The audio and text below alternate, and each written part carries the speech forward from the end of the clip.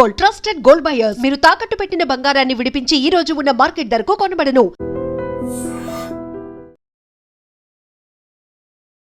నమస్కారం, welcome to I dream media.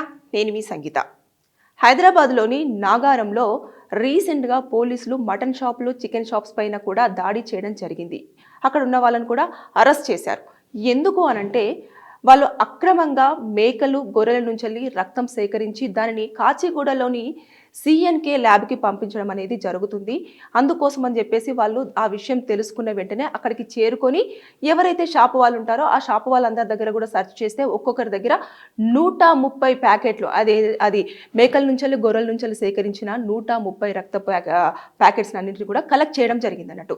అయితే ఇలా చేయడం వల్ల జీవాలు అనవసరంగా వాటి నుంచి రక్తం తీస్తుంటే, అంటే ఒక క్వాంటిటీ ఉంటుంది, ఆ క్వాంటిటీ అనేది కూడా వాళ్ళకు తెలియకుండా ఇంకా మొత్తం రక్తం తీసేసరికి జీవాలు అనవసరంగా చనిపోవడం జరుగుతుంది. అది చాలా క్రైమ్ కిందికి వస్తుంది. అసలు ఎనిమల్ యాక్ట్ కింద మాత్రం అది చాలా సివియర్ పనిష్మెంట్ అనేది ఉంటుంది. అయితే ఇకపోతే దాంతోపాటు ఈ రక్తాన్ని ఏం చేస్తారు, మనుషులకు ఎక్కిస్తారంటే ఇది చాలా ఎలా ఉంటుందంటే ఇది మాత్రము హ్యూమన్స్కి మాత్రము ఏదైతే మేకలు కానివ్వండి, గొర్రెల నుంచి రక్తాన్ని సేకరించింది ఎట్టి పరిస్థితుల్లో ఎక్కించడానికి ఛాన్స్ లేదు.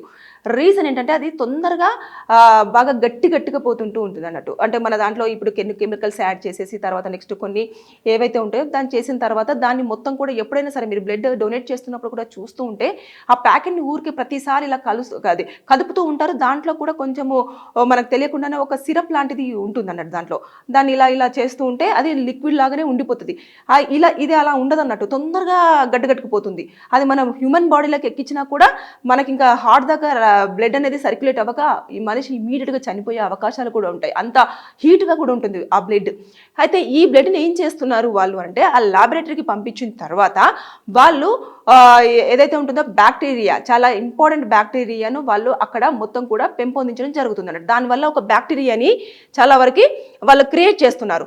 దాంతోపాటు ఇది బ్లడ్ ఎక్కువ తీసుకెళ్ళిన తర్వాత దాని నుంచి వెళ్ళి కొన్ని ఎరువులను కూడా తయారు చేస్తున్నారు అన్నట్టు. అంటే కొన్ని న్యాచురల్ ఎరువులు ఉంటాయి కదా, న్యాచురల్ ఎరువుల కింద మొత్తం కూడా వాళ్ళు తయారు చేయడం జరుగుతుంది. ఇకపోతే బయోగ్యాస్ కూడా ఈ బ్లడ్ నుంచి కూడా వాళ్ళు తయారు చేయడానికి స్కోప్ ఉంది. ఈ రకంగా దీనివల్ల ఏమవుతుంది అంటే ఈ బ్లడ్ని అక్కడికి తీసుకెళ్ళి వాళ్ళకి ఇవ్వగానే వాళ్ళు ఎంతో కొంత అమౌంట్ అనేది వీళ్ళకి ఇవ్వడం జరుగుతుంది. అందుకోసం అని చెప్పేసి ఇది రాత్రి పూట మాత్రమే వాళ్ళు ఎక్కడైతే మేకలు కానివ్వండి, గొర్రెలు కానివ్వండి కనిపిస్తున్నాయో వెంటనే ఇమీడియట్గా వాటిని పట్టుకొని ఇంకా వాటికి ఒక ఇంజక్షన్ ఇచ్చేసి అవి కదలకుండా పడుకుంటాయి కదా, ఒక మత్తు లాంటి ఇంజక్షన్ ఇచ్చేసి ఇమీడియట్గా దాని బాడీలో నుంచి మొత్తం అంతా కూడా బ్లడ్ తీయడం అనేది జరుగుతూ వస్తుంది అన్నట్టు. అయితే ఇది ఎవరు చూసారో తెలియదు కానీ ఇమీడియట్గా పోలీసులకు ఇన్ఫర్మేషన్ ఇవ్వగానే అది నిజమా కాదా అని చెప్పేసి అన్న తర్వాత పోలీసులు ఒక రైడ్ చేశారు. చేసిన తర్వాత చూస్తే నిజంగానే కొన్ని ప్లేస్లలో, ఒక 3 ప్లేస్లలో, సత్యనారాయణ కాలనీ అని చెప్పేసి అక్కడ నాగారంలోని అదంతా ఏరియాలో కూడా చాలా వరకు మేకల దగ్గర నుంచి వెళ్ళి బ్లడ్ అనేది సేకరించారు. ప్యాకెట్స్ కూడా చాలా క్లియర్గా కనిపించాయి. అవి అన్ని కూడా ప్యాకెట్స్ అన్నింటి కూడా ఒక బస్తాలో పెట్టేసి ఉంచారన్నట్టు. అంటే వాళ్ళు ఒక క్వాంటిటీ వైజ్గా తీసుకెళ్ళి ఆ ల్యాబొరేటరీకి ఇవ్వడం అనేది జరుగుతుంది. అక్కడ బ్యాక్టీరియా ఫామ్ చేస్తున్నారు, ఎరువులు తయారు చేస్తున్నారు, దాంతోపాటు బయోగ్యాస్ కూడా ఉపయోగించే అవకాశాలు ఉన్నాయి కాబట్టి అక్కడ కూడా అది చేస్తున్నారు అన్నట్టు. ఇది చాలా న్యాచురల్గా జరగట్లేదు, చాలా అక్రమంగా జరుగుతుంది అన్నట్టు. దీనికి పర్మిషన్ ఉండాలి. ఫస్ట్ ఆఫ్ ఆల్ ఏదైనా మీరు బ్యాక్టీరియా అని రెడీ చేయాలన్నా, లేదు అంటే దానిని మీరు ఒక దాన్ని క్రియేట్ చేయాలన్నా, లేకపోతే బ్లడ్ ఒక ఎనిమల్ నుంచి బ్లడ్ తీసుకోవాలన్నా సరే మీరు ఎనిమల్ యాక్టివ్ను ఏదైతే ఉంటాయో నామ్స్ అన్ని కూడా ఖచ్చితంగా వాళ్ళు పాటించాలి. దాంతోపాటు అక్కడ లోకల్ పోలీసుల వాళ్ళకు కూడా వాళ్ళు చెప్పాలి.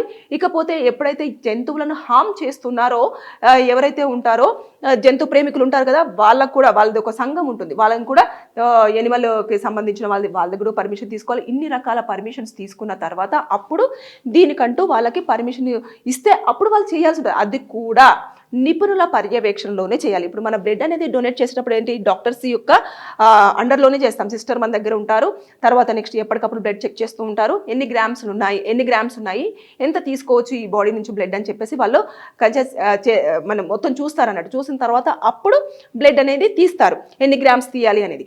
అయితే ఇక్కడ చూసుకుంటే అదంతా ఏమీ లేకుండా ఇంకా మూగజీవి దొరికిందంటే ఇంకా పడుకోబెట్టాలి, ఇంకా ఒక మత్తు ఇంజెక్షన్ ఇవ్వాలి, ఇమీడియట్గా ఆ బాడీలో నుంచి బ్లడ్ అంతా లాగేసేయాలి, ఒక ప్యాకెట్లో ఫిల్అప్ చేయాలి, వాళ్ళు ఒక సంచిలో నింపుకోవాలి, దాన్ని తీసుకెళ్లేసి ఎవరికైతే ఇస్తున్నారో వాళ్ళకి ఇచ్చేస్తే వాళ్ళు ఏం చేయాలో అది చేస్తూ ఉన్నారు. అలా దీనికి అమౌంట్ వస్తుంది కదా. ఇది మనము లీగల్ పరంగా చూసుకుంటే ఇప్పుడు నేను చెప్పిన దాని ప్రకారంగా అన్ని పర్మిషన్స్ ఉండాలి. ఇకపోతే గవర్నమెంట్ కూడా దీనికి పర్మిషన్ ఇవ్వాలి. మూగ జీవాలను హామ్ చేసిన అంటే మీరు ఎప్పుడైతే ఒక మత్ ఇంజెక్షన్ ఇస్తున్నారో అది దాన్ని హామ్ చేసినట్టే, అంటే సిరంజితో దాని బాడీలో గుచ్చుతున్నట్లు. తర్వాత పాపం దానికి తెలియదు, అంటే నా బాడీలో ఈ బ్లడ్ తీసేస్తే నేను చనిపోతాను అని చెప్పేసి అన్న విషయం కూడా దానికి తెలియదు కదా. అలాంటిది కూడా చేయకూడదు. తర్వాత నెక్స్ట్ ఎప్పుడైతే మత్తిస్తున్నారో అది కూడా డ్రౌజీనెస్లోకి పంపించేసి మరి బ్లడ్ అనేది కలెక్ట్ చేస్తున్నారు కాబట్టి అది కూడా క్రైమ్ కిందికి వచ్చే అవకాశాలు ఉంటాయి. ఇక వచ్చిన కొన్ని రోజులకే దానికి బ్లడ్ అనేది లేక, ఫుడ్ సరిగ్గా లేక ఇమీడియట్గా జీవి చనిపోవడం అనేది జరుగుతుంది. కాబట్టి దీని మీద దృష్టి పెట్టిన వెంటనే అక్కడ లోకల్ ఉన్న వాళ్ళు దీన్ని గ్రహించి ఇలా జరుగుతుంది అని తెలుసుకొని పోలీసులకు ఇన్ఫర్మేషన్ ఇస్తే పోలీసులు ఇమీడియట్గా రిక్కి చేసి తర్వాత నెక్స్ట్ మొత్తం కూడా ఎవరైతే ఉన్నారో వాళ్ళందరినీ కూడా దాదాపుగా ఇందులో 18 మంది వరకు కూడా ఇన్వాల్వ్ అవ్వడం జరిగింది. వారందరినీ అరెస్ట్ చేశారు. వారందరూ ఎక్కడెక్కడికి పంపిస్తున్నారు, ఇప్పటివరకు ఎన్ని జీవాల నుంచి బ్లడ్ తీయడం జరిగింది, వీళ్ళు ఏం చేస్తారు, వీళ్ళ ప్రాసెస్ ఏంటి అనేది కూడా పూర్తి స్థాయిలో ఇక్కడ కనుక్కుంటారు. ఒకవేళ కనుక్కున్నారనుకోండి మినిమం టు మినిమం వాళ్ళకు లైఫ్ ఇంప్రిజన్మెంట్ పడే అవకాశాలు అయితే ఉంటాయి, అంటే జీవిత ఖైదు పడే ఛాన్సెస్ ఉంటాయి. దాంతోపాటు వాళ్ళకు ఫైన్ విధించే ఛాన్సెస్ కూడా ఉంటాయి. అంటే ఇది హ్యూమన్స్ని హార్మ్ చేసిన దానికంటే కూడా జీవాలను హార్మ్ చేస్తే ఇంకా ఎక్కువ శిక్షలు పడే అవకాశాలు ఉంటాయి అన్నట్టు. అది దానికి నోరు ఉండదు, ప్లస్ తర్వాత వాళ్ళకు మనుషులు ఎలాంటి వారు అని తెలియదు. తర్వాత నెక్స్ట్ ఇలాంటివన్నీ కొన్ని కన్సిడర్ చేస్తారు. ఎనిమల్ యాక్ట్లో మొత్తం పూర్తిగా వివరాలు ఉంటాయి అన్నట్టు. దేని ప్రకారంగా దాన్ని ఏ విధంగా హార్మ్ చేస్తే కొంతమంది కొడుతూ ఉంటారు, కొడితే ఒక పనిష్మెంట్ ఉంటుంది. దాని తర్వాత దాన్ని ఇష్టానుసారంగా తిడుతూ ఉంటారు, దాని మీద పనిష్మెంట్ ఉంటుంది. ఇకపోతే ఈ మధ్య కాలంలో అసలు మనం అది మాట్లాడుకోలేం కూడా. ఏదైతే అమ్మాయిల మీద ఎలాంటి అఘాయిత్యాలు జరుగుతున్నాయో అలాగే తాగిన మత్తులో కానివ్వండి, లేదు అంటే కొన్ని మూగజీవాలు కనిపిస్తే వాటిపైన కూడా రేపులు అలాంటివన్నీ చేస్తున్నారు, దానికి ఒక శిక్ష ఉంటుంది. ఇవన్నీ చూస్తూ ఉంటే ఈ మధ్య కాలంలో మనుషులకే కాదు జంతువులకు కూడా రక్షణ లేకుండా పోతుంది అని చెప్పేసి మనం ఇప్పుడు ఈ సందర్భంగా మాట్లాడుకోవచ్చు. ఏదేమైనా సరే కానీ ఇప్పుడు నాగారంలో ఏదైతే అక్రమంగా మేకల నుంచి గొర్రెల నుంచి సేకరిస్తున్న రక్తాన్ని వాళ్ళు ఏం చేస్తున్నారు అన్న తర్వాత కొద్ది వరకు మాత్రమే పోలీసులకు ఈ ఇన్ఫర్మేషన్ ఉన్నప్పటికీ అది వింటున్న కొద్ది వాళ్ళు నిజంగానే షాక్కి గురయ్యారు. దాని మీద ఎలాంటి సెక్షన్స్ అట్రాక్ట్ అవుతాయి, ఎన్ని ఇయర్స్ పనిష్మెంట్ ఉంటుంది అనేది వారు చెప్పే ఇన్ఫర్మేషన్ బట్టేసి ఉంటుంది అన్నట్టు. ఎవరైతే యజమానులు ఉంటారు కదా, ఇప్పుడు మేకలు పెంచుకునే వాళ్ళు కానివ్వండి, గొర్రెలను పెంచుకునే వాళ్ళు కానివ్వండి, దాంట్లో జీవులు మిస్ అవుతూ ఉంటారే, పోయింది ఎక్కడ పోయిందో అని చెప్పేసి వాళ్ళు వెతుకుతూ ఉంటారు కదా. వాళ్ళు కనుక ఇక్కడ పోయింది మూగజీవి అని చెప్పేసి అక్కడ కనిపించట్లేదు అని చెప్పేసి కేసు కనుక ఫైల్ అయ్యిందంటే దానికి ఒక పనిష్మెంట్ ఇంక్లూడ్ అవుతుంది ఆల్రెడీ. దాంతోపాటు ఇక్కడ హార్మ్ చేశారు కాబట్టి దీనికి ఒక పనిష్మెంట్ ఇంక్లూడ్ అవుతుంది. ఓవరాల్గా చూసుకుంటే మనం ఎంత లేదన్నా సరే ఇలాంటి యొక్క ఏవైతే చేస్తూ ఉంటారో చర్యలకు పాల్పడుతున్న టీం అయితే ఏదైతే ఉందో వాళ్ళకు జీవిత ఖైదైతే కంపల్సరీగా పడే అవకాశాలు అయితే ఉంటాయి. ఇదేముంది మేడం, మనుషుల మీదనే జరిగితే పట్టించుకోవట్లేదు, ఇంకా జంతువుల మీద జరిగిందని పట్టించుకుంటారా, ఇది 2 రోజులు పోతే వదిలేస్తారు అంటే లేదండి. ఎనిమల్స్కి ఏదైతే జంతువుల విషయంలో మాత్రం చాలా పనిష్మెంట్స్ ఉంటాయి. అది తెలీదు. ఇప్పుడు మొన్న రీసెంట్గా సుప్రీంకోర్టు కూడా కుక్కల విషయంలో ఏదైతే స్ట్రీట్ డాగ్స్ అన్ని కూడా వాళ్ళు కలెక్ట్ చేసి తీసుకెళ్లి షెల్టర్ హోమ్స్లలో పెట్టండి అని చెప్పేసి, అంటే ఎంతో మంది వాటిని ఒక బందీలాగా ఎలా పెడతారో అని చెప్పేసి కొన్ని నిరసనలే జరిగినాయి, ఒక్కొక్కరు ఏడవడం కూడా జరిగింది. ఇలాంటివి జరుగుతాయి కాబట్టి ఆ ఒక్క విషయాలలో మాత్రం చాలా పర్టికులర్గా కొన్ని యాక్ట్స్ ఏవైతే ఉంటాయో అవి ఖచ్చితంగా ఇంప్లిమెంట్ చేయాల్సిన పరిస్థితి ఉంటుంది అన్నట్టు. ఇకపోతే దాని మీద ఎవరైనా కేసు ఫైల్ చేశారనుకోండి, అనవసరంగా ఎవరైతే ఇటు ఆపోజిట్ పార్టీ ఉన్న వాళ్ళు కానివ్వండి, లేదు అనుకుంటే ఎవరైతే ఉంటారో వాళ్ళ మీద కూడా పనిష్మెంట్స్ పడే ఛాన్సెస్ ఉంటాయి. కాబట్టి ఇలాంటి విషయాలలో మాత్రం చాలా పర్టికులర్గా, చాలా క్లియర్గా, చాలా దాని ప్రకారంగా ఎలాంటి పనిష్మెంట్స్ ఉంటాయో దాన్ని బేస్ చేసుకొని శిక్షలు ఉంటాయి. కాకపోతే అప్రోచ్ అయ్యే విధానం ఉంటుంది. దాని మీద సెక్షన్స్ ఏవేవి అప్లికేబుల్ అవుతూ సెక్షన్స్ పెడుతున్నారు అనేది చూడాలి.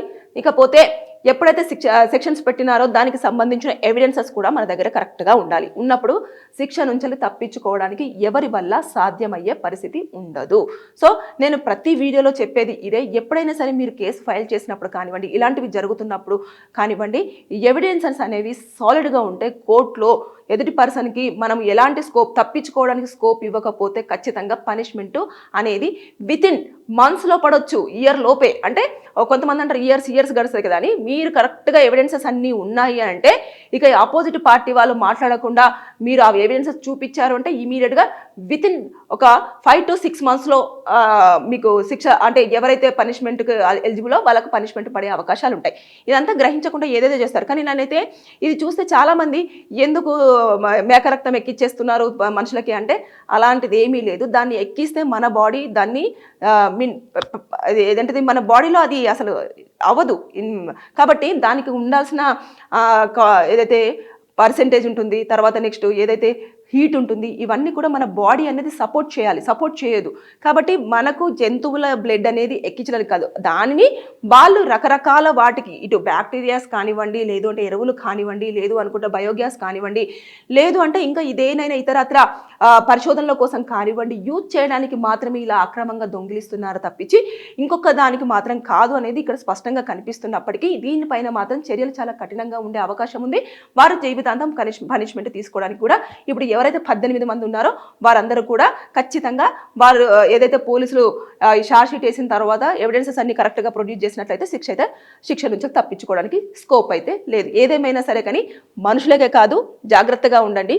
మీ ఇంట్లో ఉన్న జంతువులకు కూడా రక్షణ లేకుండా పోతుంది. కాబట్టి ఎప్పటికప్పుడు మనం తస్మాత్ జాగ్రత్తగా ఉండాల్సిన అవసరం ఎంతైనా ఉంది. Thank you.